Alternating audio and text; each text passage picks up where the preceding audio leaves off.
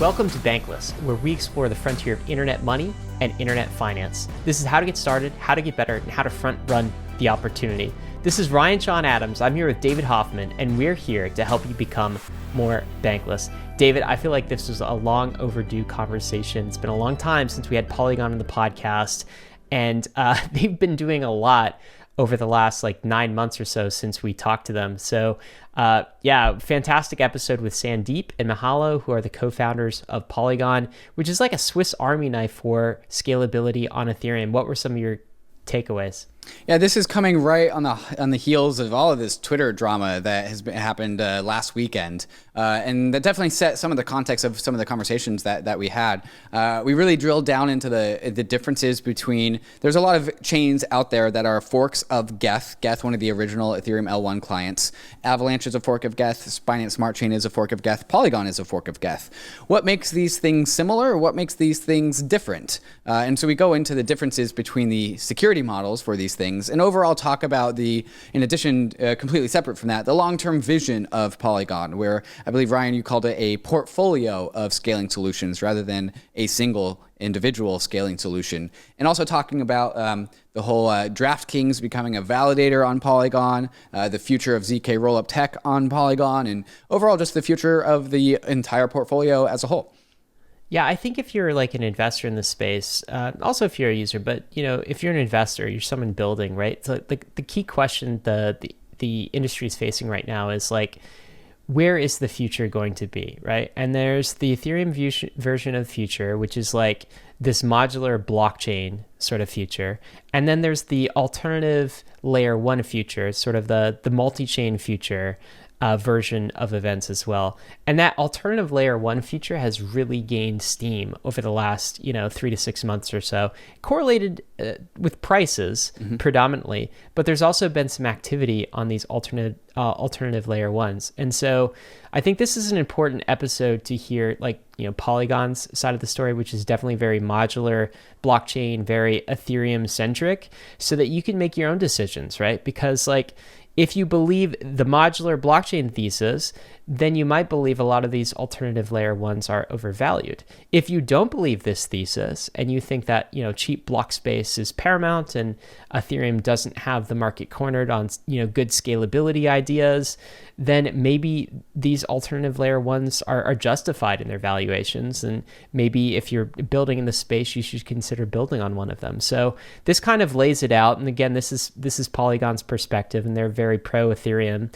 But also, I think that it's sort of Bankless's take too. We have kind of said that we believe in the modular blockchain thesis, ultra scalable Ethereum. We think it fits with the values of decentralization that this program holds dear, and so it's good to hear other builders in the space doing it. So we talked about the events of the past weekend, all of the pushback on Twitter, and then we got into the actual Polygon solution. A lot of people don't know that it's not just one proof of stake kind of solution, that this is a Swiss Army knife of different tools and technologies, including some really cool stuff going on in zkRollups. What's also interesting, I think, is a lot of the narratives get spun on the back of token price, I think, and Polygon is one of the few layer twos type solutions in the space that actually has a token, which is interesting, right? Optimism, Arbitrum, ZK Sync, Starkware, they do not have tokens available on the market. So, it's interesting for investors to consider relative valuation of Matic versus everything else that's going on in the space. So a lot of insights here as we dig into the Polygon story. And quick disclaimer, I'm an advisor on this project. I believe in what the Polygon team is doing as well. But I'm not, and so we're good there. And just for everyone to know, we had a little bit of internet issues. Mihalo's in Eastern Europe. He dropped off a few times. Sandeep had some microphone issues. We're going to do our best to edit all of those out, so bear with us. We got a little bit of a hairy bit of content quality, but hopefully we can get all of those smoothed out in the editing process. So without further ado, let's go ahead and get right into the conversation with Mihalo and Sandeep of the Polygon team, right after we get to talk about some of these fantastic sponsors that make the show possible. MATCHA, everyone's favorite DEX aggregator, has just launched an open beta for gasless trading. So if you're trading more than $5,000 in common ETH and wrapped Bitcoin pairs, then your gas fees on Matcha are free. And that's why you should be using Matcha. Matcha routes your orders across all the various DeFi exchanges on Ethereum, Polygon, Binance Smart Chain, and gives you the best possible price without any trading fees or unnecessary slippage. Matcha has smart order routing that splits your orders across multiple liquidity sources if Matcha sees that it gets you better pricing. Trading on Matcha is super easy because it pools the liquidity for me into a single and easy to use platform, and has even saved me multiple times from accidentally picking the wrong DEX to trade on and getting a bad price. Matcha also allows you to make limit orders on chain, so you can set and forget your DeFi trades, and they will go through automatically while you're away. So when you're making a trade, head over to matcha.xyz/bankless, connect your wallet, and start getting some of the best prices and most liquidity when you trade your crypto assets. Living a bankless life requires taking control over your own private keys. Not your keys, not your crypto. That's why so many in the Bankless Nation already have their Ledger hardware wallet, which makes proper private key management a breeze. But the Ledger ecosystem is much more than just a secure hardware wallet. Ledger is the combination of the Ledger hardware wallet and the Ledger Live app. And if you're used to seeing all of your crypto services and favorite DeFi apps all in one spot, Ledger Live is where you want to be. Not only does Ledger let you buy your crypto assets straight from the app, but it also hooks into all of the DeFi apps and services that you're used to. Using Ledger Live, you can stake your ETH in Lido, swap on dexes like Paraswap, or display your NFTs with Rainbow. You can also use Wallet Connect inside of Ledger Live to connect to all the other DeFi apps that keep coming online. DeFi never stops growing, and the Ledger Live app grows alongside with it. So click the link in the show notes to see all of the DeFi apps that Ledger Live has, and stay tuned as more apps come online. And if you don't have a Ledger hardware wallet, what are you even waiting for? Go to ledger.com, grab a Ledger, download Ledger Live, and get all of your DeFi apps all in one space. Bankless Nation, we are super excited to introduce you to our next guest. It's been a while since they've been on. It feels like 10, 20 years have gone by in crypto. We've got Sandeep and Mihalo, who are the co-founders of Polygon. What is Polygon? We've done previous Bankless episodes about it, but if you're not familiar, it's Ethereum's Internet of Chains, not just one scalability solution. It's like a collection. So it's almost like a Swiss Army knife of sidechains and layer 2 technologies. This organization is completely focused on scaling Ethereum. Sandeep and Mihalo, great to have you guys back. How are you doing? You're doing great. Thanks a lot. Sorry, Sandeep. Thanks for having us here. Really excited and honored to be here. This has become the best show in the entire crypto industry, and I think a lot of new people who join in, like I was very surprised, like somebody in my family, I asked them to join, and then to know more about crypto, and I think they found Bankless on their own, and they said, yeah, it's good. And I said, yeah, of course, bro, that's the bullseye. So, you have to give them a shout out then, Sandeep, if they're listening to this podcast. Yes. Guys, you know what? We're going to start with this. There's been a little bit of Twitter drama here recently over the weekend. And I wouldn't normally start here, but I think we need to because it's relevant to today's conversation. And Sandeep, I noticed you changed your Twitter profile accordingly. It's now Sandeep, not abandoning Ethereum is the subtitle. And we just had a weekend of well-known VC investors, hedge fund managers stating their public abandonment of Ethereum. And here you are saying you are not abandoning Ethereum. So first question to Sandeep, why isn't Polygon abandoning Ethereum, Sandeep?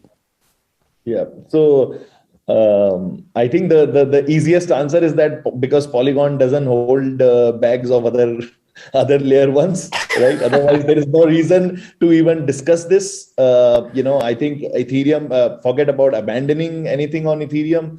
In our mind, it has actually already emerged as the global settlement layer for this Web3. We have this Internet of Value, and we very strongly believe that Ethereum, the network effects, the native asset ETH has now properties of a hard money, and for any layer one, decentralization is the most important thing. And to have that decentralization, you need to have the native asset to be a very strong and hard money, because that is being used for incentivizing and disincentivizing the people who are running this network.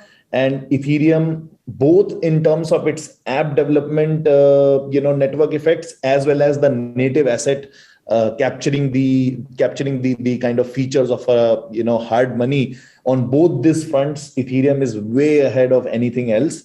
And already that is the scalability solution that are available on Ethereum, be it Polygon's POS chain, which runs on top of Ethereum, or it's like our layer 2 products.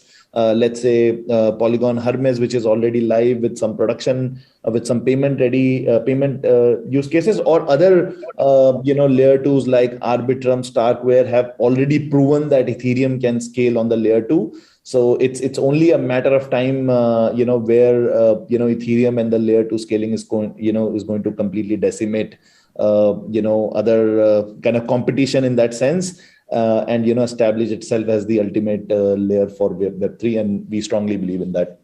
So Mihailo, I know we were having a conversation pre-show about sort of you getting off Twitter and just getting to this place of Zen. And by the way, I envy that, because I could use some Zen sometimes in my life, and all of the back and forth that goes on in all of the various, crypto social circles.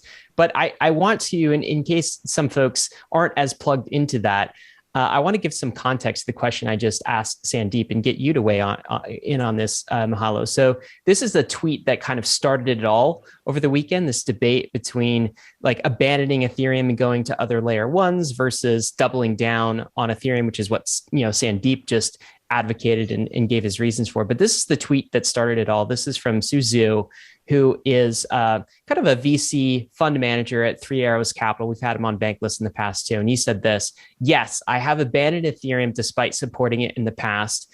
Yes, Ethereum has abandoned its users despite supporting them in the past. The idea of sitting around, jerking off, watching the burn, and concocting purity tests while zero can afford the chain is gross. And it's not just this tweet, because there's tons of tweets that, get sent out and no one hears them, right? This got almost 16,000 likes on it. And I believe that this provided a lot of people some validation of this opinion. So I want to ask you, Mihailo, what do you think's going on here? What do you think was the reason for this tweet, and why did it set off such a storm in the crypto conversations over this past weekend? Mm-hmm. Yeah, thanks for the question. As you said, like I'm personally really trying. We have, fortunately and luckily, we're in very good position with Polygon right now, and we're extremely happy and humbled by all the success that we have seen in the previous months. And we're really trying to be laser focused on work and what basically our mission is, and that is basically scaling Ethereum, bringing mass adoption to Ethereum, onboarding the first billion users. And I think we are in a very, very good position right now with Polygon. And we just want to be, very serious about what we committed to do. And these things are in the long term, basically on a long enough time scale, they're just a temporary, I don't want to say noise, but you can even say it like that. It's just, everyone has the right to be within Ethereum or abandon Ethereum or do whatever they want, and this is like an open society basically, and open community. But I don't know. Like, this seems to me really seems like some sort of coordinated action. Number one. Number two. With these likes that we're seeing on this tweet, obviously there are communities, or at least bag holders, basically outside of Ethereum, and there is clear interest now to disrupt Ethereum, to take market share from Ethereum. It's not up for me to say that, but I think that maybe when some people feel threatened by all the scaling activity that is happening, including Polygon, I think it's in a way maybe even becoming somewhat obvious that Ethereum can actually scale with all these efforts, with all the activity that's happening in layer 2 and on the scaling front. people are questioning, their choices, their investment choices, among other things. I guess there can be a bunch of reasons, but the most important thing is, and what matters is where the users, where the innovation is, and that is very clearly Ethereum. Like there is like really zero doubt about it. Like that's where the users are. That's where all the smart people are. I mean, all 90% or 90% plus of the innovation. And I'm as bullish on Ethereum in general and the ecosystem as ever, basically.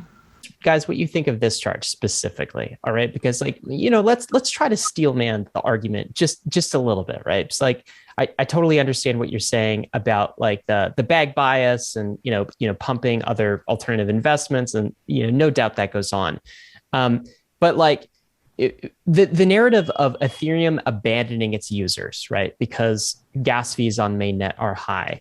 The idea that users are livid, that Ethereum is just a whale chain, that it's not DeFi if only the wealthy can afford it, that Ethereum isn't shipping.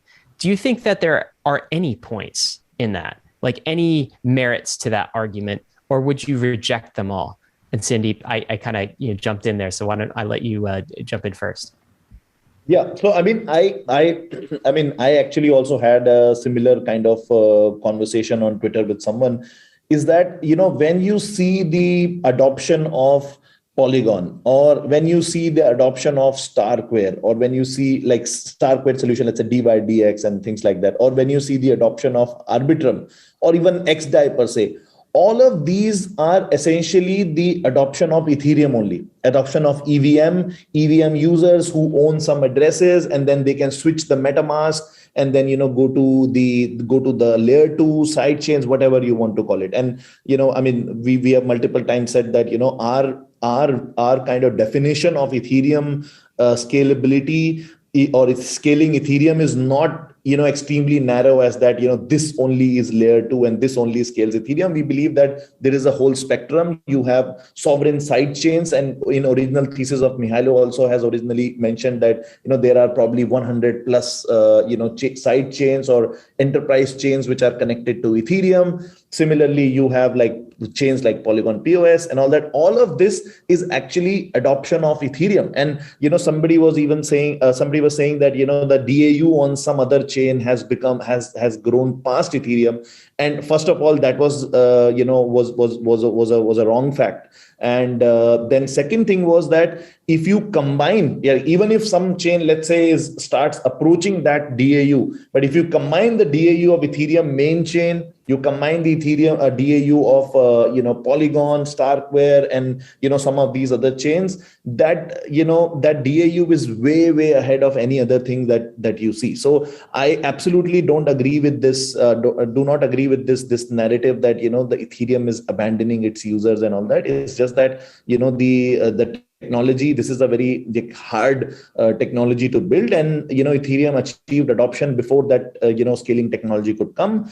But now it is here, and then the layer 1 is kind of becoming that. Last time also I think we were discussing is kind of the Manhattans. Obviously Manhattan is costly, it has huge amount of value going here and there, and I don't know any other chain where independent investor who doesn't have any vested interest in the chain itself, or some part in the underlying chain would be willing to put, let's say, $500 million worth of their assets on particular, or maybe $1 billion worth of their assets on any other chain except Ethereum. Like Ethereum is the very essence of where you keep your core value. So I don't agree with this thesis. And then I agree that I feel that the gas fees are high because Ethereum block space is highly posh, like kind of it needs higher value to be transacted. If you want smaller values to be transacted, use any other layer 2 scaling solution or Ethereum scaling solution like Polygon POS or other solutions available out there. I think this is a great point. And by the way, when Sandeep was mentioning DAUs, he was talking about daily active users, which of course is an important metric for scalability and how many users are actively in the space. But I think you raised a really good point about this kind of Manhattan, right? It's like the main chain is Manhattan, but when you talk about Ethereum, you can't just measure Manhattan. This is like saying that, it's impossible to live anywhere in the United States because Manhattan prices are high. Well, like the United States is like, it's a big country. There's a lot of places. There's like, all sorts of side chains and suburbs and like cheaper cities to live in. You can live in all sorts of places. Mihailo, do you have anything to add to this idea that Ethereum is abandoning users? What do you say on that? Yeah, I absolutely disagree, of course. I guess there are several aspects to consider there. The first one is, and the maybe closest to I don't know, my heart, is basically the technology or tech aspect. So narratives aside, and whatever someone says on Twitter, like the reality is this: we have Ethereum ecosystem that has the main chain that is now expensive because the demand for the transactions on Ethereum is very high, and we have this whole fantastic ecosystem of scaling solutions, the layer 2 solutions built around it, and so many smart people, so many smart teams working on these hard problems. The alternative are alternative layer 1s, and like all of them, or majority of them, are using EVM. They're basically just a clone of Ethereum that starts empty. And in the beginning, they can offer these cheap transactions, and that's a given. I mean, that's simple. But as the state bloat grows, as the activity on this chain grows, they are facing the same issues like Ethereum. So, to put it succinctly, from the tech point of view, I don't see a viable alternative to what is happening on Ethereum. And that for me is the most important. Like I always try to put narratives aside, memes aside. Let's look at the technology. What technology here? Is there any alternative to what is being built on Ethereum that can actually reach mass adoption and can support mass adoption and can support, theoretically at least in the next 5 or 10 years, can support 1 billion users? I really don't see that technology. That can only happen on Ethereum. And that is what I consider the most important. That is the kind of essence. I could say a few more things, but I guess we have topics to cover. But when you realistically look at it, and again, from the tech point of view, I really don't see any alternative approach. And just something to keep in mind is that people just need to remember that we're still very early. Like we are building basically this Web3, and there's this amazing promise of this open financial system for everyone, and to build infrastructure for something like that is far from trivial, and it cannot happen overnight. And what is a real strength of Ethereum is this decentralization. There is no central party, like no one, including Vitalik or whoever, is controlling Ethereum and controlling the innovation. The innovation is happening completely organically, and there's this, as I said, smart teams all over the world that are working on these hard problems, and that is like real strength of Ethereum. I'm really happy that it's happening. Things are happening like that, because at this phase, that's basically the philosophy that we want to adopt, that we're trying to adopt at Polygon. As you know, we already have multiple ZK-based efforts, because we are in this stage of intense innovation currently and experimentation, and we need these decentralized efforts, and with time they will start to crystallize. These scaling technologies will mature, become more robust, more reliable, etc., and we will slowly, I believe, converge towards several, I guess, solutions that can actually support mass adoption. But this is basically a marathon, and I think Ethereum is by far the best positioned ecosystem to basically run and win in this marathon. So I want to play devil's advocate here, and I think there's maybe some of the newer listeners or newer entrants into the world of crypto. These are some complex concepts to really wrap your head around. And so what would you guys say to somebody that said, well, there really just appears to be this bias that people have where if you're building on Ethereum, that's good, and if you're not building on Ethereum, that's bad. And it's kind of like the dividing line is there. It's that tribalism where L1 non-Ethereum L1 experimentation is a waste of time and other people's resources. But if you just do what you're doing on Ethereum, it's good. What would you guys say to that critique? So first of all, I don't want to be demeaning towards any ecosystem. Like ecosystem building is really hard, and some of the other layer ones have done good work in trying to build those ecosystems, and they are in a very early stage where Ethereum was like, let's say 5 years back and things like that, but still far away in that. But that's good part, right? But in terms of the criticism, I understand, David, and sometimes back I also said that because blockchains are as much technical, as much social as they are technical, so there is always bound to be some level of tribalism. Even like I go to an extent that if, let's say, there is a particular project, community owned project, which does not have any tribalism, that project does not have any real community, right? any project which has some real community will have some level of tribalism, will have some people, die-hard fans, who are willing to go to any extent for that, right? So I mean, that's kind of a necessary and important evil, I say to that, right? So but there is some level of tribalism where we simply from Ethereum community might be discarding, and some people can be really harsh on Twitter. But the other side of the story is that if you ask me how many teams who are building on these alternative, let's say layer ones, which are actually determined about building a product, or which actually have a product vision, and who are not going for a quick token, pump and that pump and get rich cycle, or get some large grants and all that. I can, because I heavily do this research on, I can probably count them on my fingers, right? How many good teams are there? There are some good teams, but they are very, very low in number right now. So even though there is some tribalism and there is that critique, some people can be really harsh, and they are, like, Ethereum people are harsh within the community. Like, there are people are extremely harsh on Polygon at times, like, when for a variety of reasons. But that's the strength of Ethereum community. We introspect, we kind of question our biases. Like, I highly appreciate you guys are also, willing to kind of deep dive into it, that whether there is any reality to it. And that's the power of Ethereum community. But in terms of looking at good projects, like some part of that criticism is actually true, or not some part, maybe like large part, because 90% of those projects which I feel today are like mostly, kind of not that much focused on building some product and doing some innovation, but are chasing some sort of, grants and, rewards in terms of like token pumping and things like that. So that's my opinion on that. Mihailo? Yeah, I don't have anything special to add. I generally wish in an ideal world there would be less tribalism. I don't know, especially in crypto. And crypto is a special industry because we have these crypto incentives on top of, I guess, human nature that is also not perfect at times. So yeah, it is how it is, I guess. But that being said,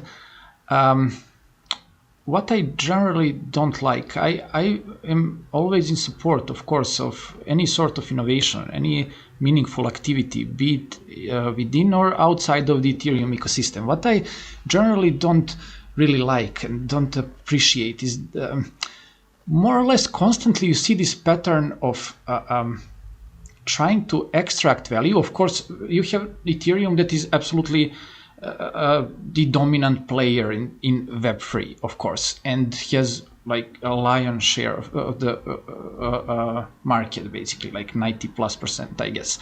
And these competing ecosystems are trying to capture that market share, but in some way that I cannot always appreciate. First, you try to piggyback off the technology and the community, and then some sort of attacks are kind of a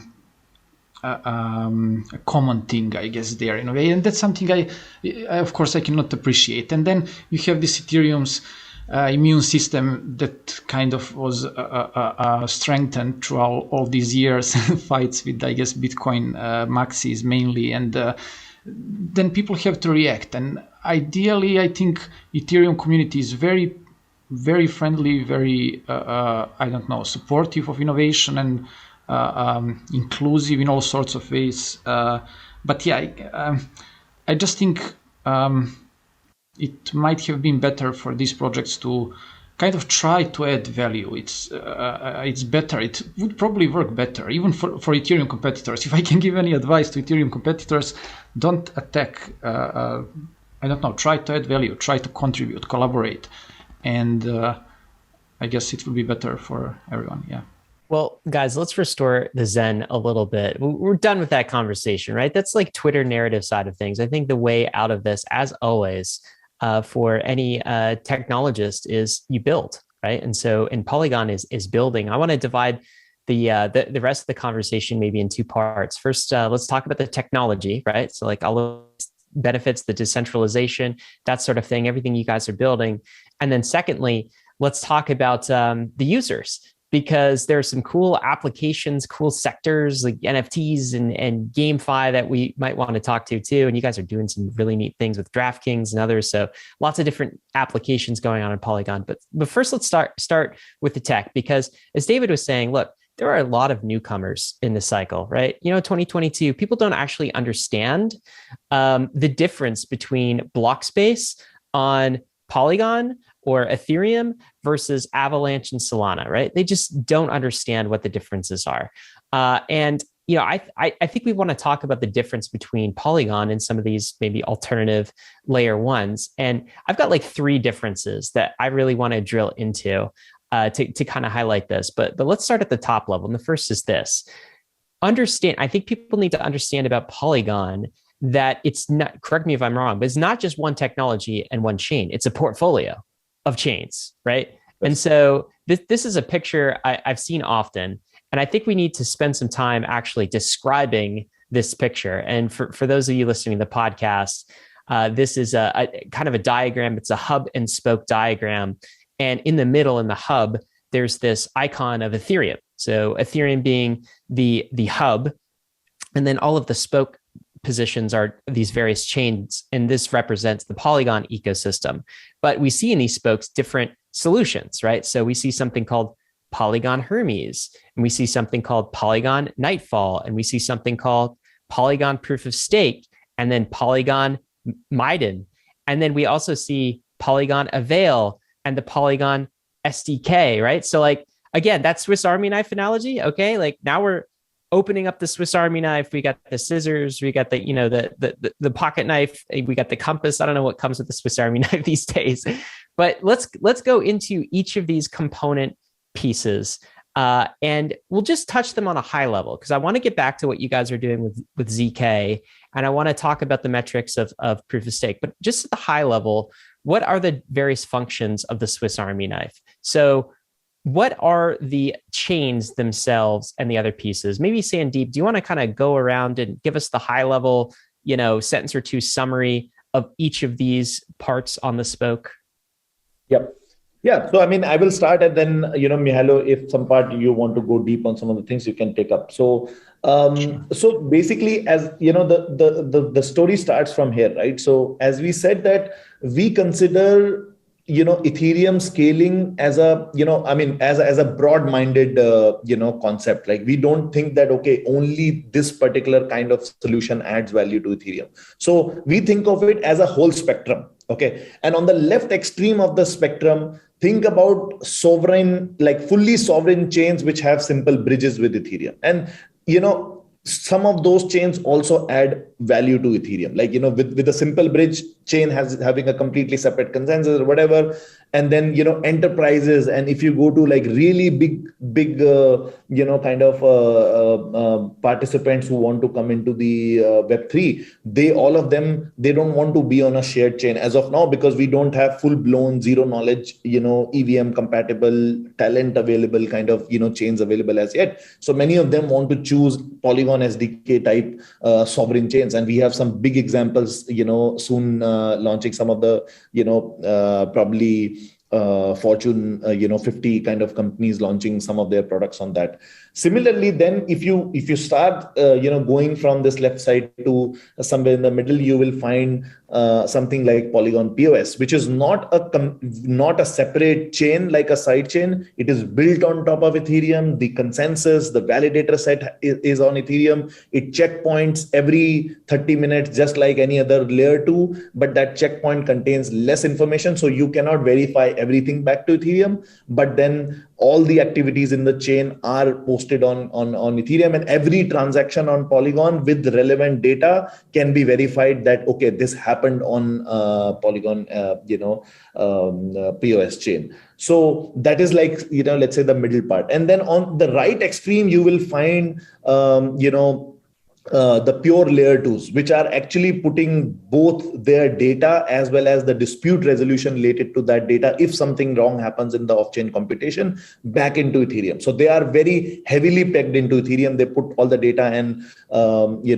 this thing, and these are the most secured kind of solution, the pure layer twos, Optimal, zkRollups. But a problem with these kind of solutions can be that since you are putting all the data back into Ethereum, it can be costly, right? And some of the layer twos which have recently launched, we are already seeing the cost to be $5-6 per transactions and things like that, and they will scale, linearly. So, but that's the trade-off that you are taking with the security. If you come somewhere in the middle between Polygon POS chain and layer twos, you might find solutions like Validums, where you have an off-chain data availability, where you don't put the data back into Ethereum, but you only put zero knowledge proofs on Ethereum, and the data is kept in an external data availability chain. So idea is that there is a whole spectrum, and you can provide solutions on the whole spectrum. So if you see this diagram, and we actually should publish that spectrum also, you will see that Polygon, the Polygon SDK is on the left side of the spectrum. Then you have Polygon POS. Then you will have the Validum solutions, which will include Polygon Avail as the data availability layer,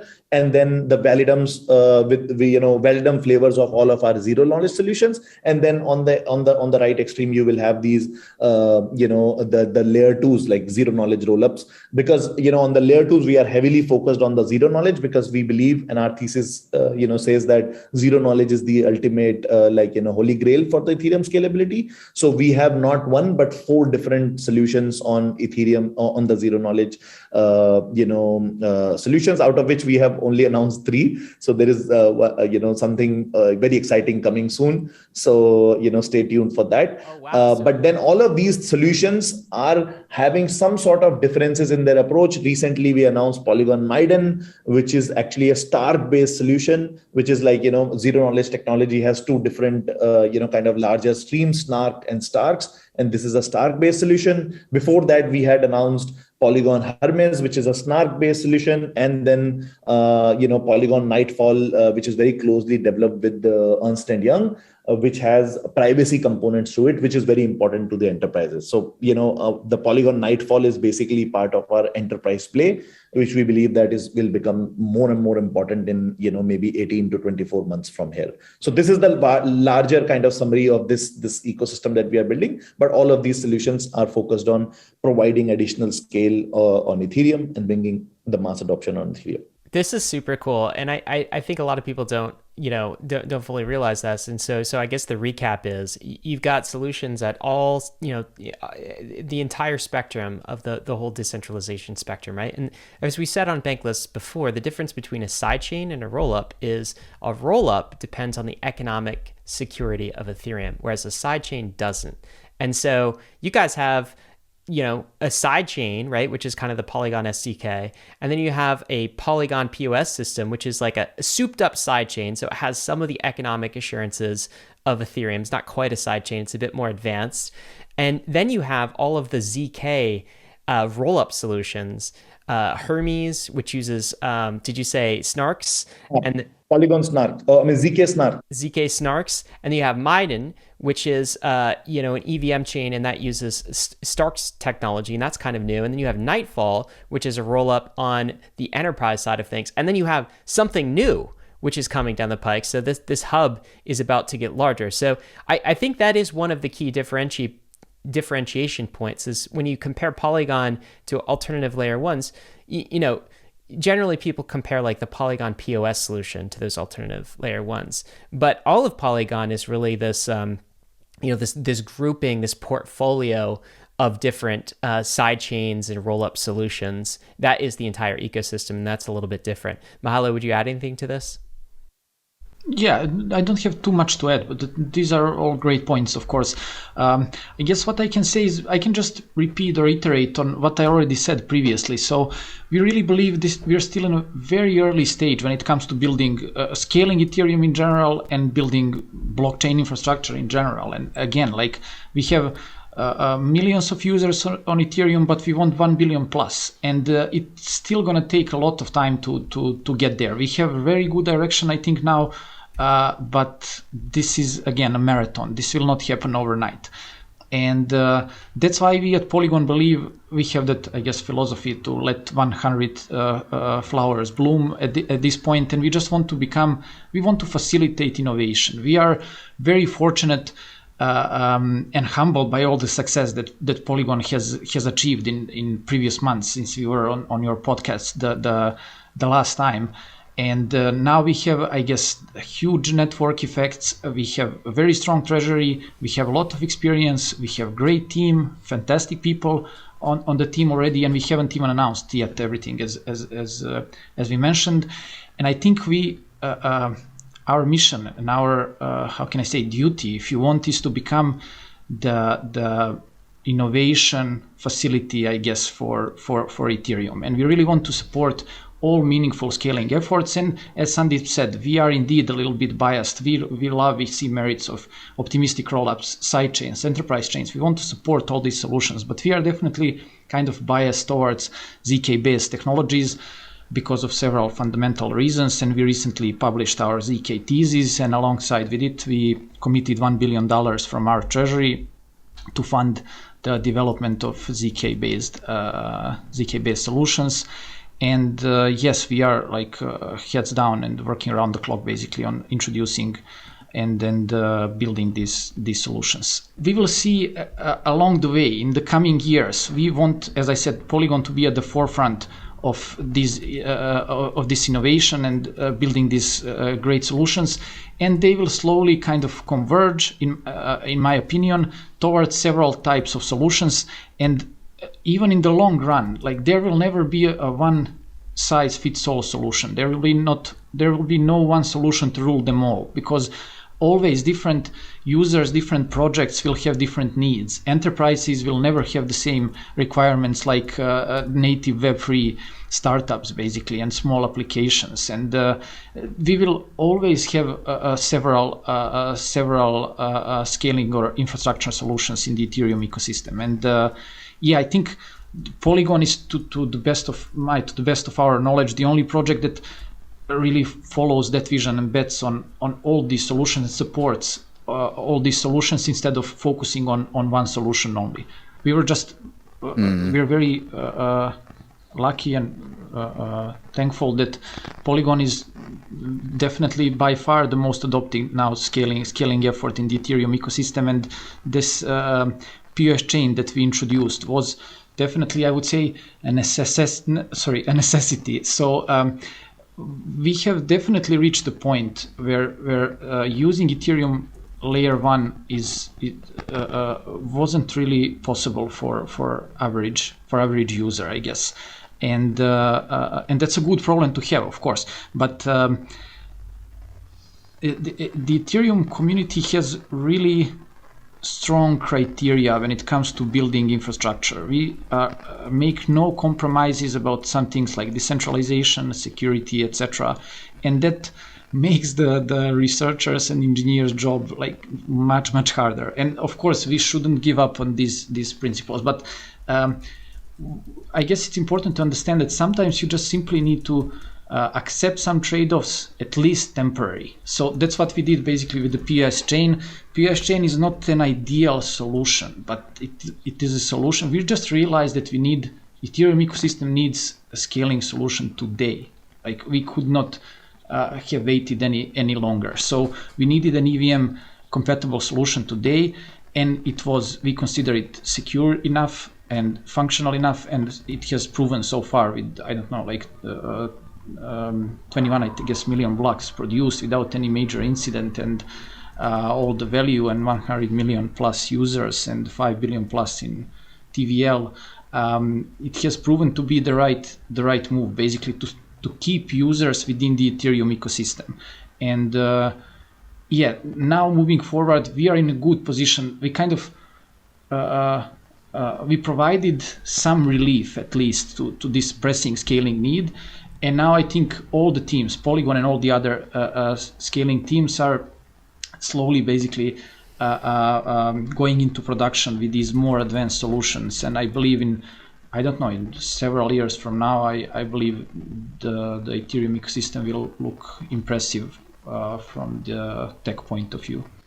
Mihailo, one question I have that I think a lot of people might be interested in is we have the MATIC token, which is the token for Polygon, and most people associate that as the token for the Polygon proof of stake chain. It's the token that you must stake in order to be a validator. It's also the gas for that proof of stake chain.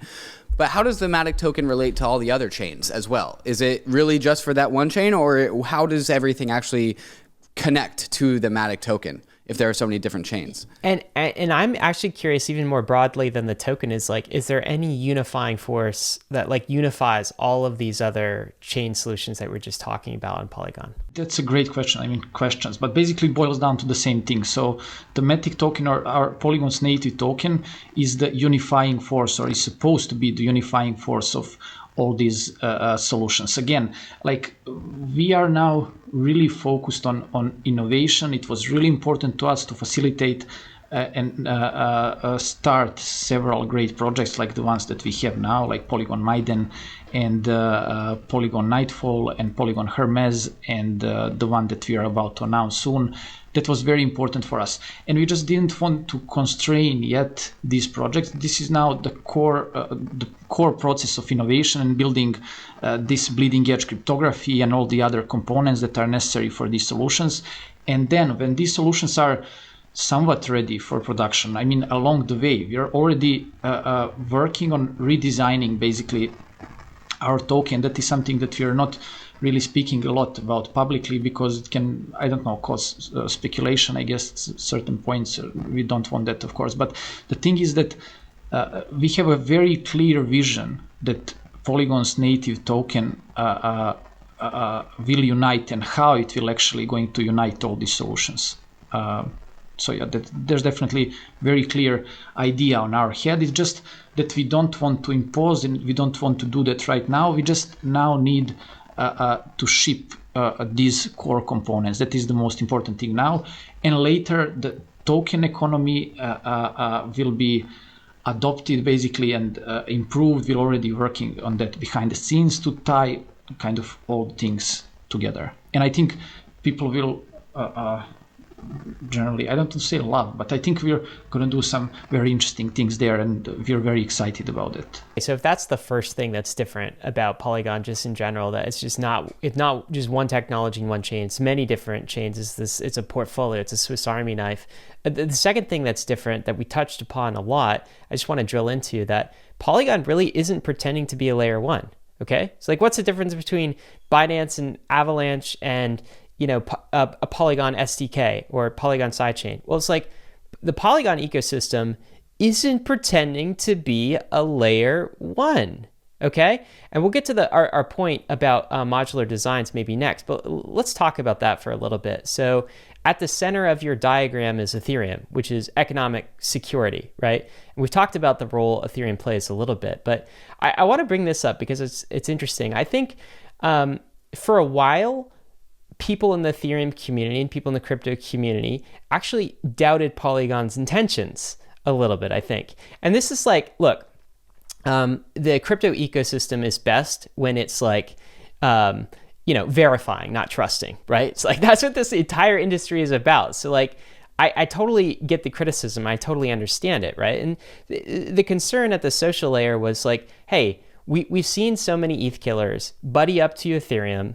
and pretend to be its friend, and then just as soon as they get escape velocity, just take out the knife and stab it in the back, right? And so the question is this more decentralization theater, right? Is this another, you're feigning friendship, and then once you become big enough, then hey, Polygon is actually the layer one. Bye-bye Ethereum, we don't need you anymore. And that's of course a more centralized solution than Ethereum natively. But and I feel like at some level, because I saw some of this back and forth on Twitter, over the first half of the year, let's call it. And there comes a point where you actually can't tell them, you have to show them.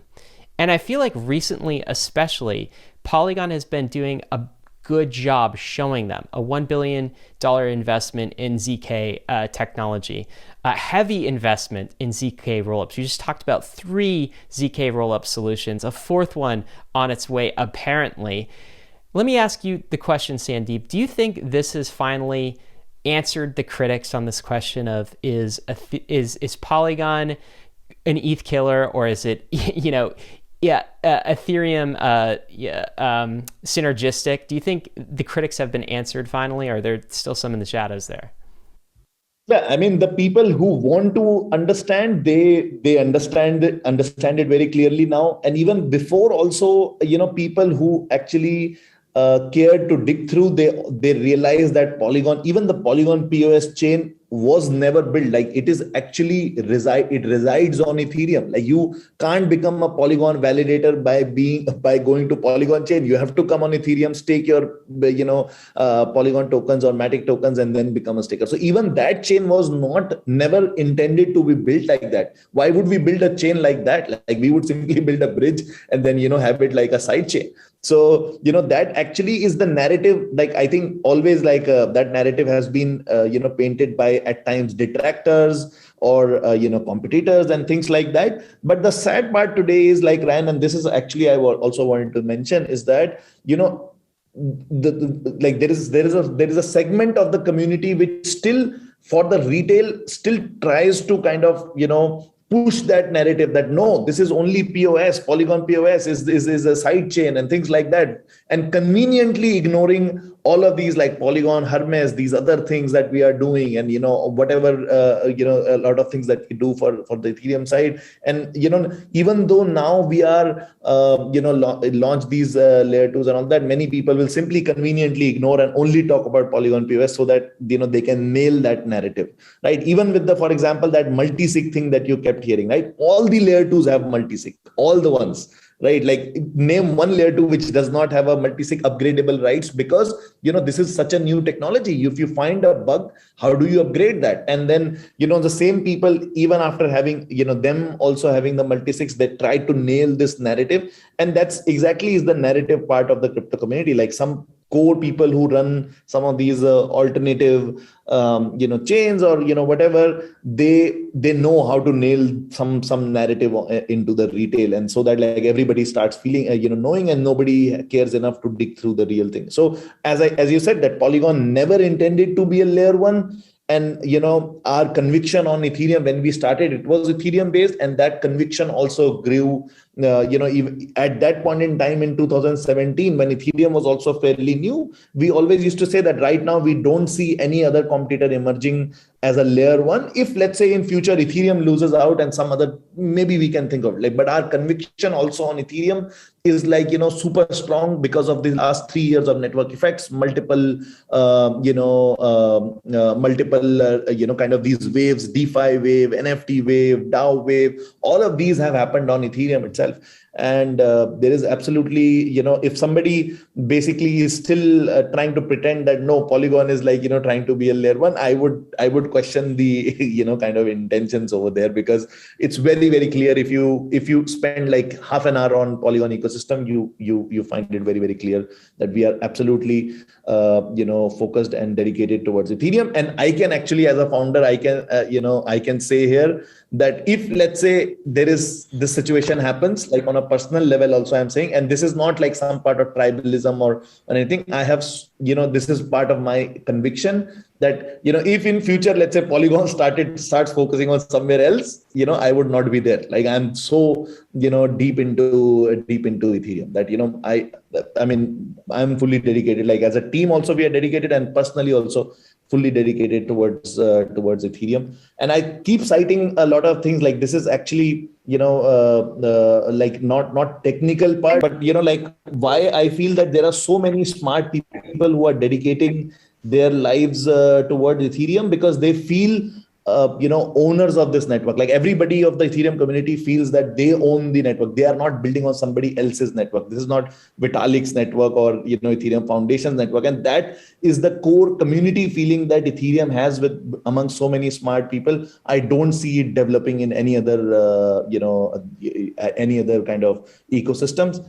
And that also day by day, every day, like strengthens our conviction on Ethereum, and hence we are dedicated on Ethereum. So let's talk about we talked about two things. Let's talk about the last thing, which is the difference between kind of alt layer ones, let's call them, and Polygon is Polygon is really like embracing the modular blockchain design and becoming that execution layer. Okay. And so if some of these terms are unfamiliar to Bankless listeners, I'd refer you back to an episode that David and I did on modular blockchain design. Go listen to that episode. This is absolutely fundamental to understanding the future of blockchains and scalability. That's happening. We'll include a link in the show note as well. But a quick recap is the modular design. In a modular blockchain design, all chains today are kind of monolithic, including Ethereum right now, but it is moving into a modular design where you have consensus data execution, and these are three different layers. And a quick mental model, if you want to understand these, is execution is what's happening, so it kind of records what's happening at the moment. Data is what's already happened, and consensus defines what's true.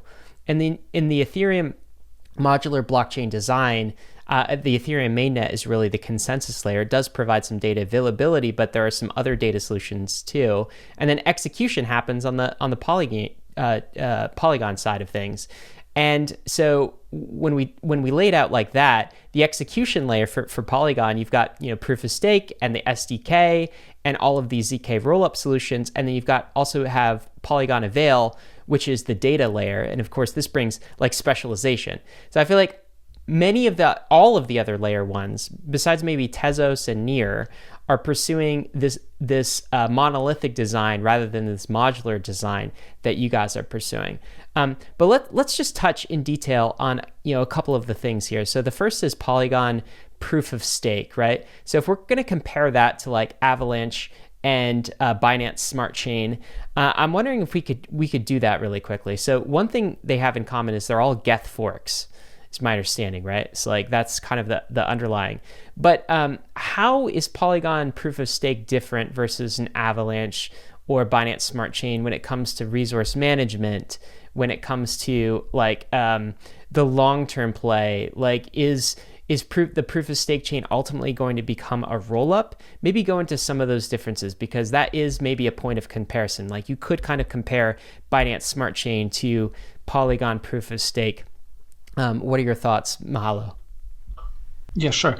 So just to take first a step back, I guess there are two components, I guess, to consider there. So strictly technical, we can talk strictly technical, and we're going to talk about that now. I can cover that briefly. The other component is this kind of cultural or component or I don't know, component of intentions, or I don't even know how to put it exactly, but to try to explain it is that it is basically the reason why we see this layer ones and why they want to capitalize on Ethereum is because there's a clear market there. So you have a very big player, which is Ethereum, with 500 billion market cap, and it is lucrative to attack that market. Basically, you have, even if you capture 1%, you're at $5 billion. You can make a ton of money there as a investor or whatever, founder, if you will. So there's a very clear incentive to do that. And with Polygon, like if you want to do what we did at Polygon, at that time that wasn't really popular. If you asked, I don't know, probably even some prominent VCs or big investors, they would have told you that it's better, to start your layer one, because what is the actual market for these scaling solutions? What market are we, targeting or attacking here? It wasn't really clear. And with Polygon, we are, one of the things I am personally very proud and happy about is that with Polygon, we have proven by now that it is possible to capture value. It is possible to add value to Ethereum and at the same time capture value for the project. And that capturing of value was really important for us because it significantly grew the dollar, the value of our treasury in dollar terms, and made us much more capable to contribute far more to Ethereum and the Ethereum infrastructure. So that is kind of just a quick context before that, and just just wanted to add that to what was said previously. And that being said, if we're talking about the POS chain, for example, compared to, I don't know, BSC or Avalanche or whatever. So there are several components right there. First of all, our whole validator set is implemented on Ethereum, and there is no other chain that that has done that. And that means several things. First of all, it means that without Ethereum, our POS chain doesn't exist. If Ethereum shuts down, if we imagine that happens, I mean, it's theoretically possible, but if Ethereum stops, our chain also stops. We cannot produce blocks. It's in that way, it's integral part of Ethereum, if you will. It's like an extension of Ethereum, similar to a rollup in a way. The second thing to mention there is that we have periodical checkpoints where we actually commit to the Ethereum chain, and in that way achieve stronger finality for the whole POS solution. So once the checkpoint is submitted, everyone can transfer their assets back to Ethereum, assuming 2/3 of 2/3 plus 1 of the POS stake has voted correctly, and that's something none of these other chains support.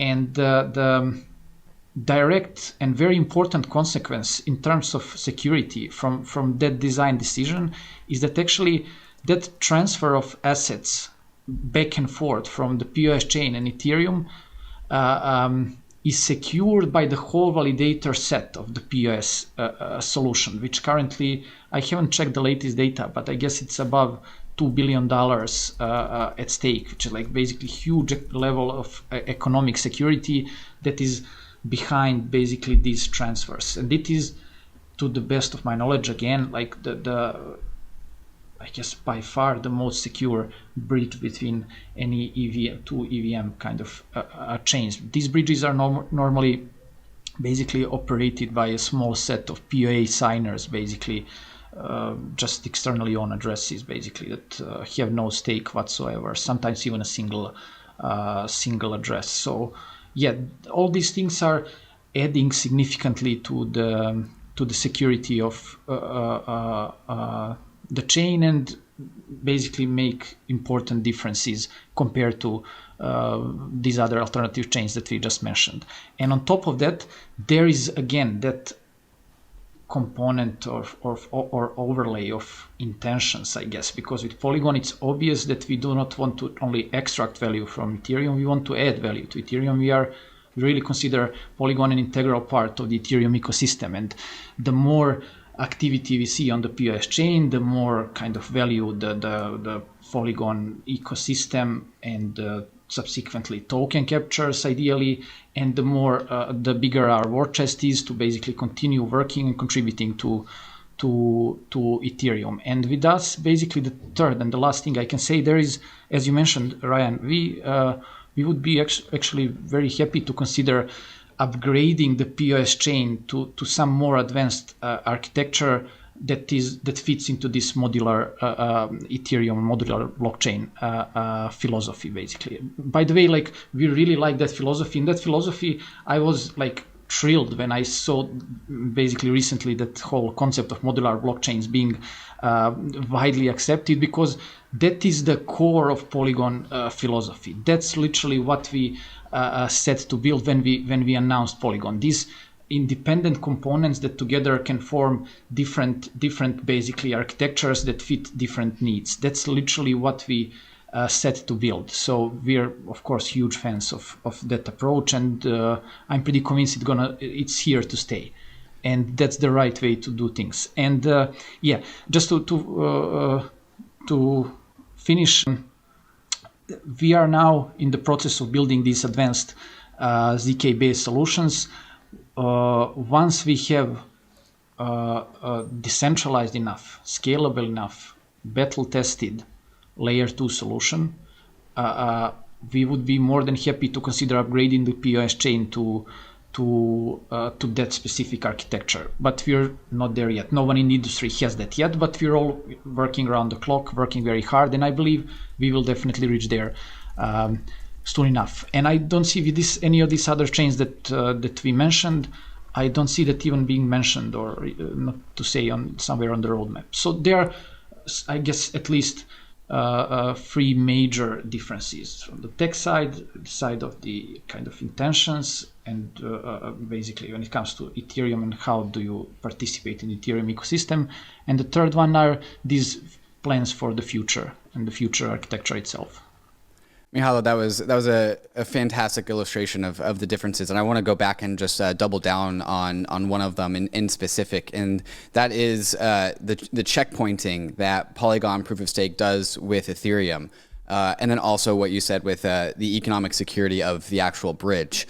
And so you can actually, maybe listeners don't know this, you can actually go from Ethereum to Avalanche, which is a similar Geth fork, which is similar to what Polygon is. Polygon proof of stake is a Geth fork, and there are two bridges. One goes to the Polygon proof of stake, one goes to Avalanche. And so, like, as far as like the user experience and what the user is presented with, so far, like pretty similar. But the difference between Avalanche and Polygon is Avalanche is its own layer one. So you're going from layer one Ethereum to layer one Avalanche using a bridge, versus going to a Polygon, which is layer one Ethereum to layer two Polygon. And what makes Polygon a layer two is it checkpoints itself to Ethereum.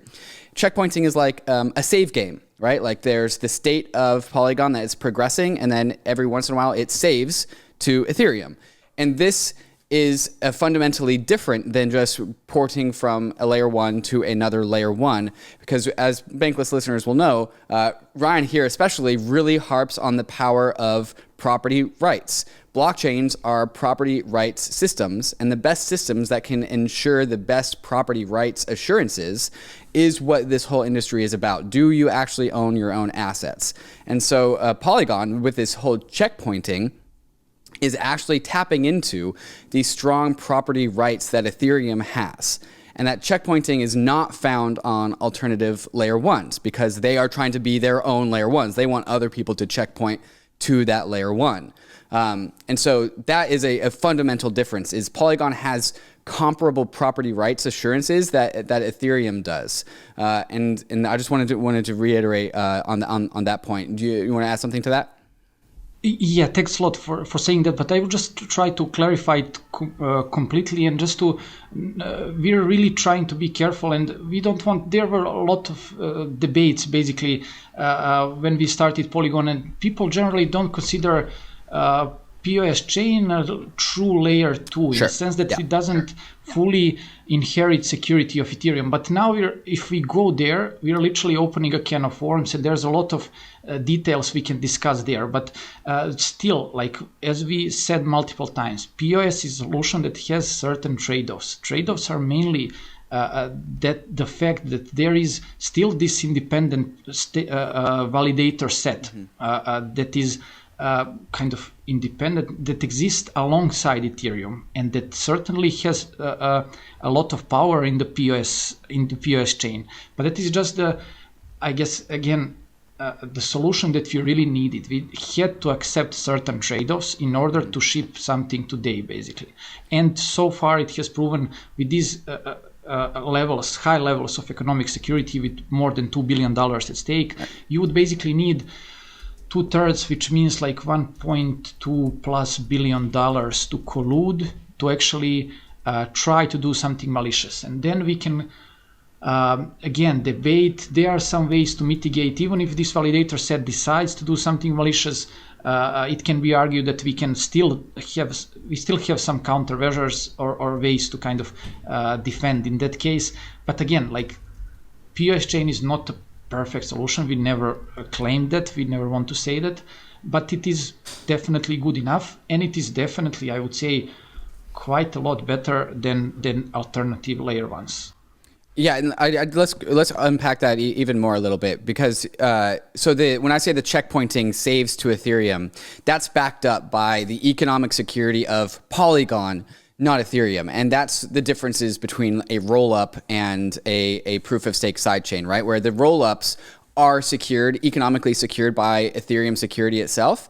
Polygon proof of stake is economically secured by its own proof of stake network of nodes, which you're saying is $2 billion worth of network security. Is that also true? How does that differ from the bridge between Ethereum L1 and the Avalanche L1? How is that bridge? Is that bridge also have economic security, or is it just a bunch of multi-sig signers? If we want, I really like to discuss these things, to discuss technology in general. I just don't want to go too technical and don't want to, confuse your listeners at any point. But let me just try to also touch upon this quickly. So when it comes to security of certain scaling solution, let's say we have these constructions like Sidechains or Polygon PS, which is some sort of hybrid between a sidechain and a layer 2 solution, and these layer 2 solutions like rollups.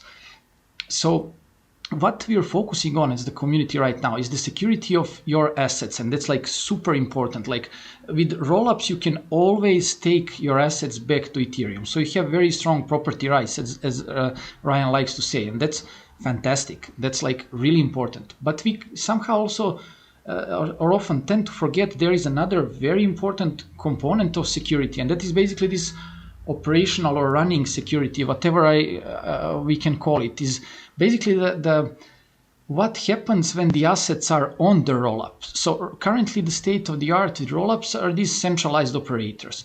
And if I'm a centralized operator, I can basically do all sorts of things, like your assets are safe. You can always take them back to Ethereum. And me, as an operator, I cannot do anything about it.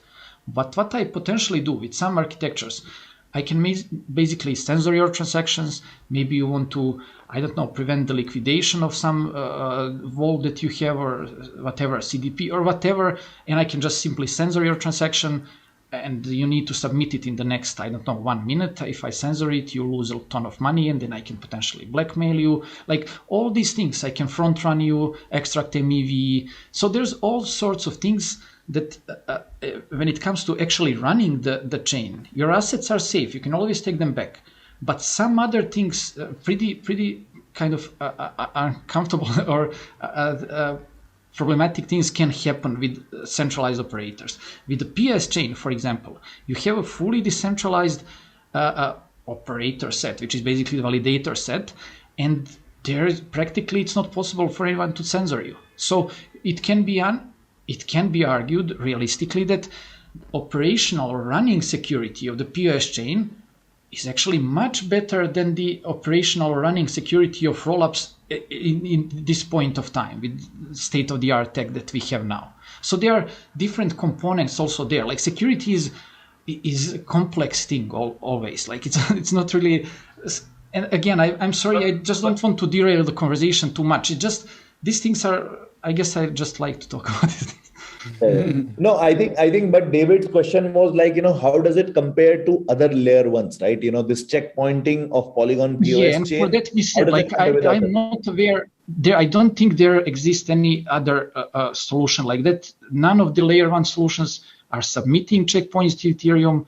None of them is paying, like we're paying millions literally in Ether, and that Ether gets burned through 5059. Then none of the other chains is doing that, to the best of my knowledge, and there is no economic security, especially not validator set that lives on Ethereum. Like none of these things exist. With these checkpoints, like some parts, like you actually summarized it very well. That when with the layer one, you take your assets to the other bridge. I mean to the other layer one, which right now are very extremely centralized. For example, with Avalanche, I have heard that there are 3 SGX machines where 3 signers only sign. In case of Polygon, there are 100 public validators who 2 by 3 have to sign and all that. But even if you leave that, the checkpoint that is coming. I think it was one signer on Avalanche, or at least it was initially one. Maybe I'm wrong. I was thinking now there are three SGX signers, 3 different machines. But if that gets compromised, it's like all 3 of get compromised. Like if there is one way to compromise one, so it's like really problematic. But the most important thing that David said, that this checkpoint, like imagine that you created an NFT, like there was a punk like project on Polygon. And let's say Polygon chain stops existing, it stops sometime in future and all that, right? Even then you can bring back that data if there is an archive of the data, you can actually confirm that this NFT was actually minted on Polygon. That checkpoint that you have, you can actually verify the transaction. It's just that because the Plasma is now depreciated, and originally Plasma we use only payment confirmations. You could actually verify payments on the main chain. You can't verify and slash people on the. You can still verify, but you can't slash the validator slot for the other generic transactions. So there's a long technical part of it, but that checkpoint actually, anytime in the future you want to check back the immutability of the transactions, whether a particular transaction happened or not, all of that is verifiable back to Ethereum. And the fact that any other layer ones is not doing that, because they have an intention to this is like an umbilical cord, they can cut it down anytime. Like, okay, this bridge is over, and then they have a separate ecosystem. But whereas in case of Polygon, if this bridge is cut, the chain's consensus stops. That checkpoint is the consensus mechanism of the chain. The reward, how as a validator on Polygon you get as a reward, that you have to 2 by 3 of the validators of Polygon, they have to sign, and one of them had to submit the transaction. Only then, when they submit the transaction, the Ethereum smart contract verifies that, okay, there are 2 by 3 signatures, and then they get their block reward. So even the block rewards of the blocks, they don't get on Polygon chain, they get on Ethereum. So it is that intermingled with Ethereum. If, let's say, Ethereum has an outage, Polygon chain has an outage immediately, right? So it's that connected with Ethereum. So I loved your summarization with the checkpoints. What is the difference? Right. Yeah. And Sandeep's point is great. And if you want to say basically abstract, I don't want to go into any sort of tribalism, of course, but in a sense that from the design point of view, I think it's fair to say you need to kind of bend the knee to Ethereum, or acknowledge basically the Ethereum as the hub at what we're doing and what we're happy to do at Polygon, in order to get these security benefits. Mm-hmm. If you're planning on staying layer one or being layer one from the get-go, and then you don't want to kind of acknowledge Ethereum as the hub in any way, or depend on it in any way, as Sandeep said, you just simply cut off the chase, and you're fully independent. And with this, moving, there is no, it's actually very hard to move and achieve these same security properties if we wanted to move staking to the POS chain. Actually, we're now working on the version 3 of the POS chain. We want to introduce some significant improvements there. And one of the improvements is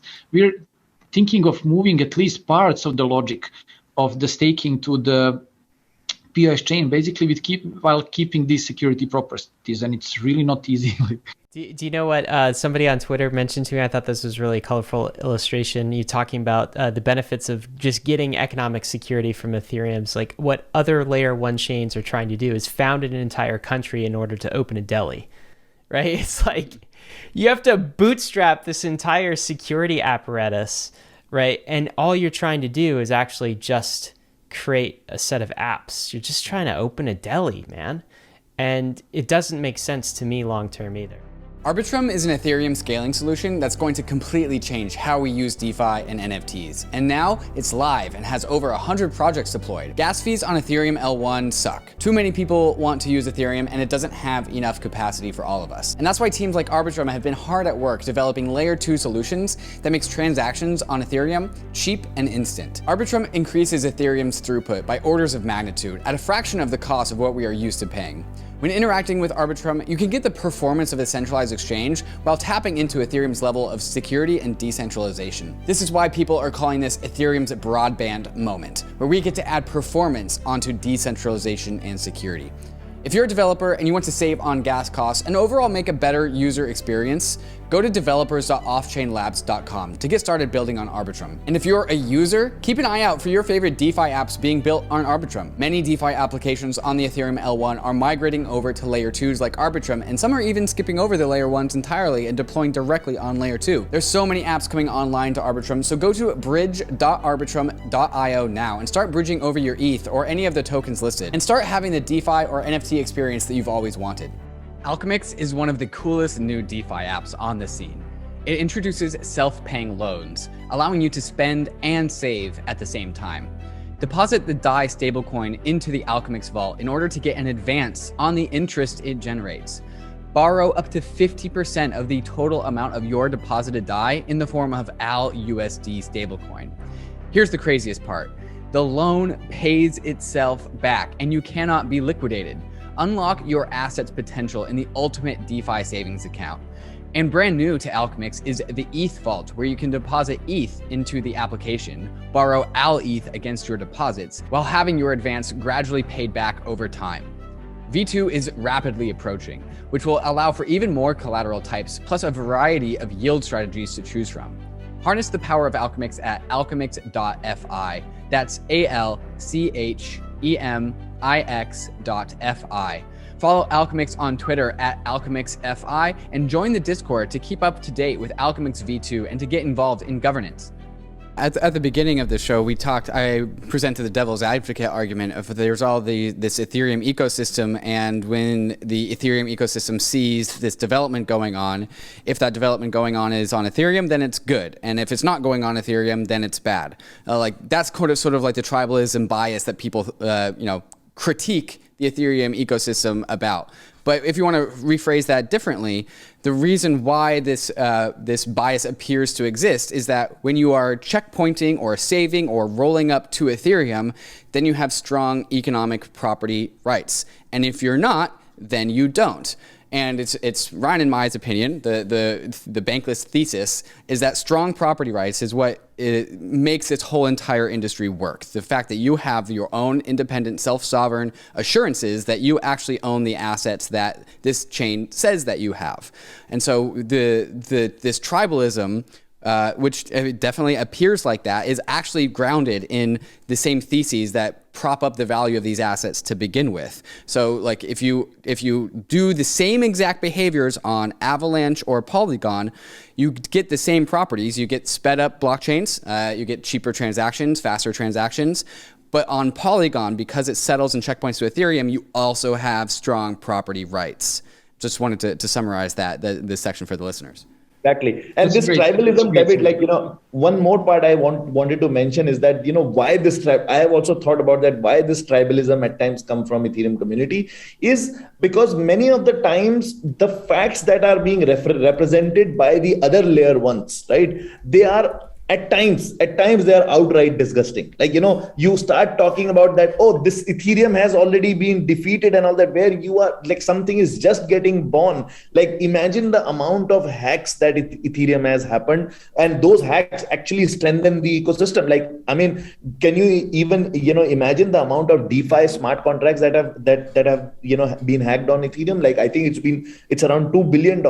And right now on any of these layer ones, we have not seen many of those attacks, because those hackers are not even looking into it, because it's not worth their time. They're spending that time on Ethereum. And then when those hacks happen, those wallet hacks, those multi-sig, that is the battle testedness of an ecosystem, and that has not happened with any of the layer ones. And then at that point in time, saying that okay, they are on the path to kill Ethereum and all that actually at times becomes disgusting, and that kind of fuels some part of the tribalism at times. And I'm just trying to say some of the tribalism at times is justified, because it's too much from the other side. So yeah, I definitely agree. And I think it's, many traders, many people in the space, many speculators are just playing kind of short-term narrative games, right? And that's a big reason. There's an incentive to inject these kind of narratives and this sort of thing into the space. But you guys are builders. And let's talk a little bit more about another thing that you're building in some more detail. So it seems like Polygon is making a big bet on ZK-style rollups, right? And I want to ask about the difference between Hermes, Miden, and Nightfall. So here's my high-level sketch of it. Is Nightfall is an E&Y sort of collaboration, and that is that is more of an enterprise style of rollup, right? And then you've got, because it is focused on privacy. Because it's focused on privacy. Okay. And then you've got Hermes, which at least at first appears to be a bit more payment type centric. And then you have Miden, which is the newest addition to the Polygon family, which appears to be a general purpose, EVM like, ZK platform. Is that the difference? You got privacy, you got payments, and you got general purpose EVM, or there's some more subtleties here? Yeah, it's more of it is correct. But let me kind of summarize it, right? So Hermes currently has payment live, but they are also working on a full-blown ZK EVM, right? And the differences lie in how that EVM or the ZK EVM is being constructed. For example, compare that with Polygon Miden, which is the third solution, which also is trying to build a ZK EVM, but based on Stark technology, not Snark. Hermes is based on Snark, right? And then there are subtle, as I already teased that, there are more solutions coming, and then some of them will have slight differences, let's say with Hermes, in terms of how the VM or the Solidity code, which is the Ethereum code, is being constructed and being deployed on the VM, like how the virtual machine is processing that code.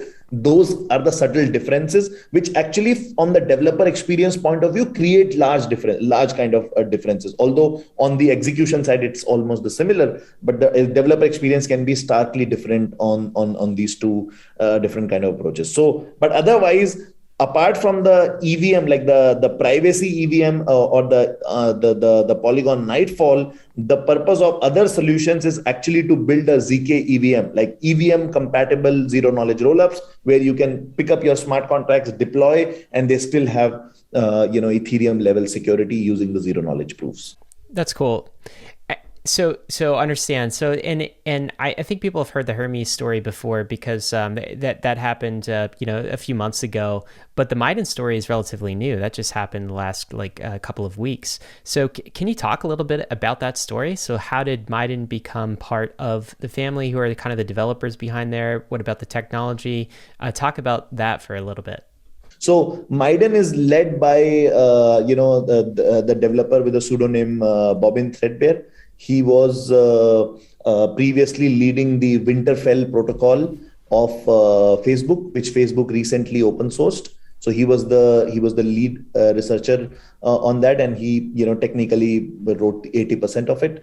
And we were and this is a Stark based solution. And then Bobbin was is looking to build and his team is looking to build a ZK EVM solution, which is built on Stark, and it is also fully open source. So that's where Bobbin was developing this, and he can already see that one of the reasons why Polygon is able to attract these many protocol developers to its ecosystem is because of the app ecosystem. Like many of the ZK developers are hardcore researchers, right? And they see that Polygon has already built this huge developer ecosystem. By the way, I should share some insights on that. So recently, Alchemy, which is after Infura, I think, these are the biggest RPC providers, that is linkages into blockchain. They are actually a new entrant into Polygon ecosystem, and they had published a report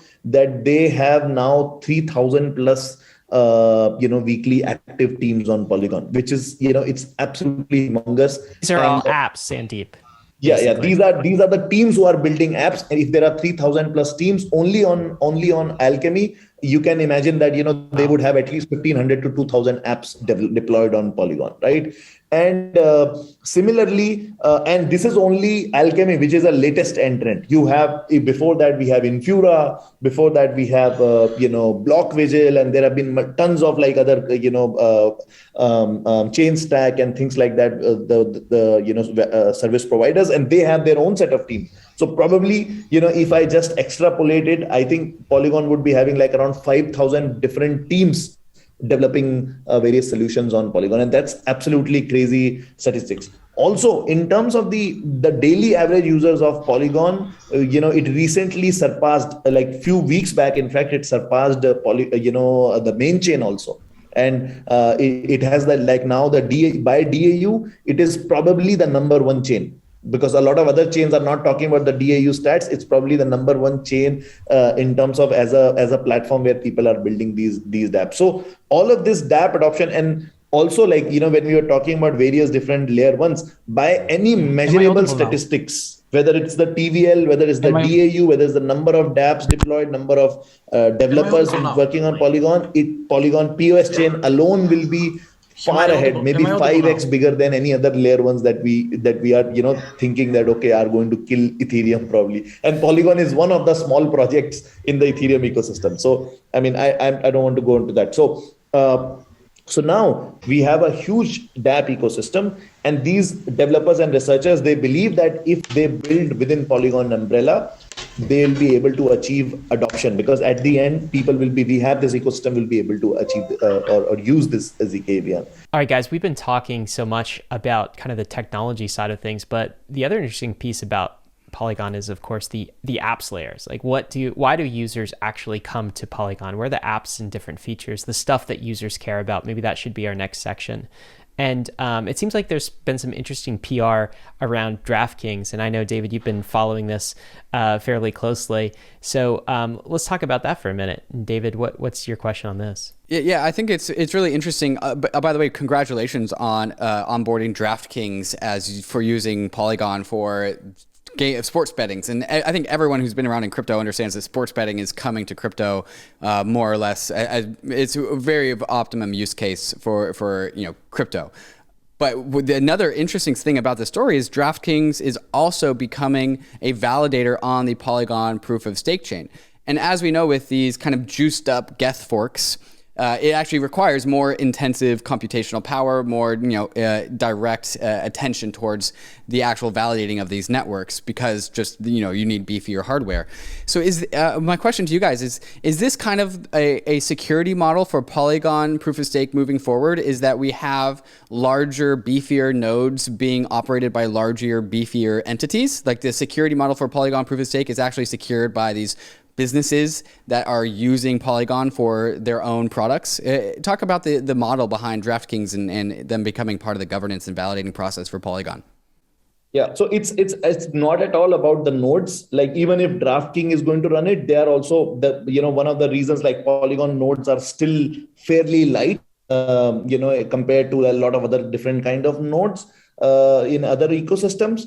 And then you still don't need like beefier nodes. So this is not about the beefier nodes. This is about like Polygon ecosystem or the validator set being run by the apps which are running on Polygon. And this is something that we want to promote. There are existing other apps also which are trying to run. There are enterprise partners like Infosys who are running this and all that. So not only they have people have stake in running Polygon chain.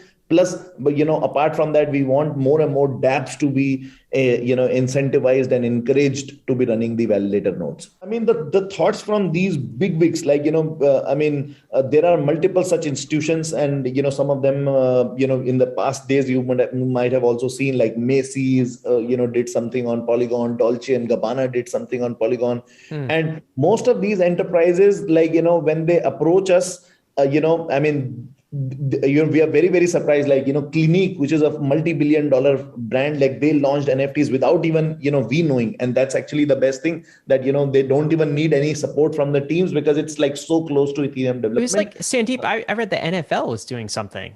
This is like a week ago or 2 weeks ago. NFL also launched some, NFTs. Hollywood is coming in very big way in Polygon. Bollywood, which is the Indian, like the biggest movie producer industry, they are doing a lot of crazy things on Polygon. So it is kind of like, quietly becoming the, the Web3 layer, where, let's say, many of these do not need a lot of money. Like, they are not incentivized by the money. They end up choosing Ethereum, and then for scalability, they end up choosing Polygon. Right now, it's that strong. And then in terms of some of these, like you were asking that, what is their thought process? The thought process is, I think many of these publicly traded companies, their thought process is start small, like start doing something with the chains, learn along the way, be crypto native. And when we also talk to them, we also tell them that if you kind of run your blockchain strategy advised by, let's say, big four consultants who are on the enterprise side, you will never be crypto native. And some of these teams have the good thing is that the people from our community, the crypto community, they are like, already a part of some of these blockchain teams in these big enterprises. And some of the teams who are fortunate enough to have crypto native people, they are, driving this or championing the cause of of becoming crypto native and starting small. So the strategies: start small, maybe do some consumer things, NFTs and things like that, become validators, learn more, and then launch more and more products on that. But eventually, I think the intention is absolutely to become, especially for the prediction markets and all that. And we don't have time to hit on all of this, but there's so much going on with Polygon NFTs, which is really, I've seen that sort of take off over the last few months. Also, gaming and the metaverse as a whole. So everything you see that's been kind of priced out of mainnet is happening in Polygon, which is really cool to see. And it's especially cool to see in Polygon because you guys have such a nice on-ramp to even more economically secure layers, like roll-up type layers as well. One last question before we kind of wrap this up too. To mention, Ryan, about metaverses. So, when we are talking about metaverses a lot, right? But people don't realize that actually most of the top metaverses who are live, they are on Polygon. Like, name a few. Decentraland is on Polygon, the biggest one. Sandbox is publicly mentioned multiple times. They're coming to Polygon. Somnium Space is Polygon. Sandbox, the guys with doing something with Snoop Dogg, having Snoop Dogg parties. Yeah. Yes. Snoop Dogg himself is doing something on Polygon. Like recently. There you go. You've arrived. So yeah. I mean, there are like many of these celebrities are doing. I think Messi's NFT drops were there on Polygon. And it's just absolutely crazy over there. But metaverses like I think Polygon is fast becoming the de facto kind of solution for metaverses. And gaming also, like, I mean, I want to leave users with this interesting survey. I would say that, okay, talk to randomly 10 different teams, blockchain gaming teams who are building Web3 games, right? Talk to 10 of different, and then find out how many of them are building on Polygon. If 6 or 7 don't tell you that they are building on Polygon, then there is I'm being a liar here. Like, it is that strong. Polygon is that strong in terms of gaming. Every game, all gaming studios, they are doing something or the other on Polygon. We'll make it a DraftKings bet if Sandeep is right or wrong on that.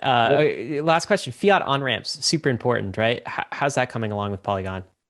Oh, I mean, I think we like the best thing about this chain is that the most production readiness. So all the on ramps that you have in the crypto ecosystem, be it Wire, be it MoonPay, be it Simplex, all of them are integrated with Polygon, and most of them are providing direct on ramps onto Polygon, and that is actually one of the biggest attraction points for many of these builders.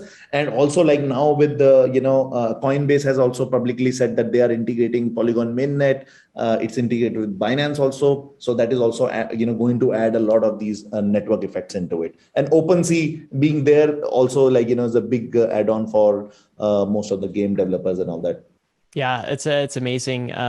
Significant growth since we last talked, February 14th earlier this year, and I can't even believe it's only been like 8 or 9 months or so. It seems like it's been years of growth here. But let's finish with this question, Sandeep. So as we look forward to 2022, it's been a fantastic year for crypto in general. But what can we expect in 2022, do you think? And I want to ask this question, maybe what can we expect from Polygon? And then what can we expect out of Ethereum? So 2 sides of that question, Polygon and then Ethereum, for what's going to happen in 2022. So on Ethereum, we definitely, feel that, we should go into the proof of stake mode, like the merge should happen and, Ethereum becomes proof of stake, and this nasty narrative against POW, that is going around, that also gets, resolved. Ethereum gets some scalability out of it. Probably I've heard that, I'm not sure, but I've heard that, the main chain will have 30 TPS. There'll be a big, kind of breather for all the people who are, running layer 2s and Polygon POS chain also, because it checkpoints into Ethereum. The costs will be alleviated a bit. So that's what I expect from Ethereum. And then, like the Ethereum engine is like, like the momentum with Ethereum is so big that, it will keep happening. And I just wish that, we have one more DeFi wave probably, because, DeFi is in a limbo for quite some time. And I feel that TradFi coming into DeFi will be, probably become a very big theme in the next year. And then we might be in for one more DeFi summer, which obviously will be driven by, Ethereum as the main chain. Then apart from that, in terms of Polygon, biggest thing that we are looking forward is the zero knowledge rollups. You want to be able to go live with some of these zk EVMs, like full blown zk EVMs in the first semester, or maybe the Q2 or something like that, hopefully. And then if that happens, which, it feels like right now, if that happens, then, post that, there is no limit to, the Polygon's adoption, because we feel that with this, and we are also building this data availability, like Polygon Avail as a data availability chain. So with the zero knowledge validums, where you can have the data availability on this, data availability layer, and, dispute resolution back to Ethereum, I think that could usher in a, big scalability era for the whole, Web3 space. And then, we expect big, applications and enterprises and Web2 startups coming into Web3, and, probably opening the floodgates, and probably having, maybe 10 to 50 million, somewhere between 10 to 50 million DAUs, daily average users on the Web3. That's what is our goal. Very, very specific as well, Sandeep. That's fantastic. Mihalo, do you have anything to add to that? So it sounds like Sandeep is predicting 2022 as the year of scalability for Ethereum. Anything to add? 2022 is definitely going to be very exciting, both for Polygon and for Ethereum. We're going to see finally some of these ideal EVM compatible solutions, layer 2 solutions hitting mainnet. And some of them are going to come from our side. Basically, we have at least 2 that are targeting mainnet and EVM compatibility in one way or another in the next year. And that is going to be very, very exciting, of course. And in terms of actual usage, I hope to see some other trend. We have seen this huge DeFi wave, which was amazing. Another important validation, basically, of Ethereum's product market fit. We have seen this whole NFT craze. It was also very, very impressive, and onboarded a lot of people that were previously not involved in any way with blockchains and with Web3, like a completely new, huge segment of people that is now basically entering Web3.